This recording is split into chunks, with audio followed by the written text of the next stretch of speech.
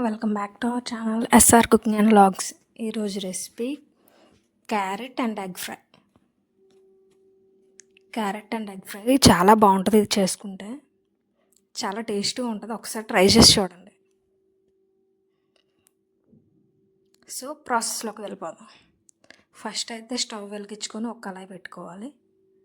కళాయి పెట్టుకొని కొంచెం ఆయిల్ వేసుకొని ఆనియన్, పచ్చిమిర్చి, కరివేపాకు, పోపులు వేసుకొని బాగా మిక్స్ చేసుకొని బాగా వేయించుకోవాలి. ఈ బాగా గోల్డెన్ కలర్ వచ్చే వరకు వేయించుకోవాలి. ఈ బాగా వేగితేనే మనకు టేస్ట్ బాగుంటుంది. చూసారా ఎంత బాగా వేగినాయో? ఇలాగనే వేయించుకోవాలి.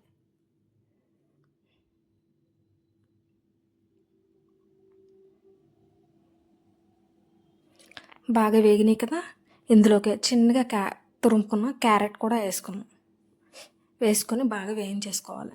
ఈ క్యారెట్ ముక్కలు చిన్నగానే కోసుకోవాలి, ఎందుకంటే మనం వేయించేటప్పుడు తొందరగా వేగిపోతే తొందరగా ఉడుకుతాయి కూడా. పెద్ద ముక్కలు అనుకో తొందరగా ఉడకవు, మనకు చాలా టైం తీసుకుంటుంది. సో చిన్న ముక్కలు అనుకో టేస్ట్ కూడా బాగుంటుంది, మనకు తినడానికి కూడా బాగుంటుంది.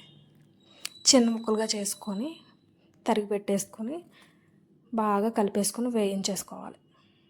చూసారా ఎలా వేగిపోయినాయో? అంత పెద్ద ముక్కలు వేసాం కదా మనం, వేయించేసుకునేసరికి అంత చిన్న ముక్కలుగా అయిపోయినాయి. చూసారా? ఇలానే బాగా వేయించేసుకోవాలి. చూసారా ఎంత బాగా వేగిపోయినాయో?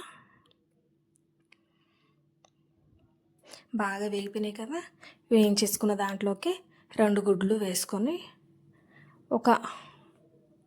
ఒక మినిట్ అలా మూత పెట్టేసుకొని ఉంచేయాలి. అప్పుడే బాగా వేగుతుంది గుడ్డు.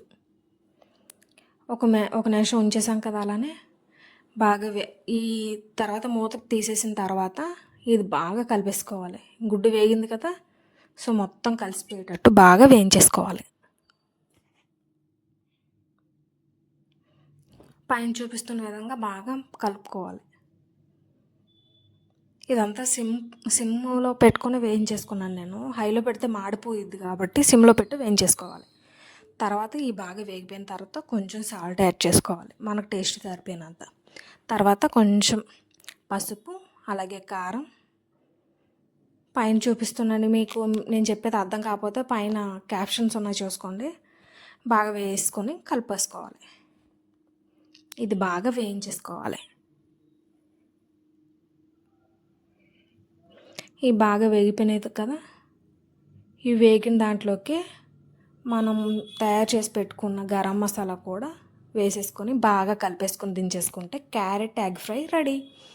చాలా బాగుంటుంది. ఒకసారి ట్రై చేసి చూడండి. సబ్స్క్రైబ్ చేసుకోండి.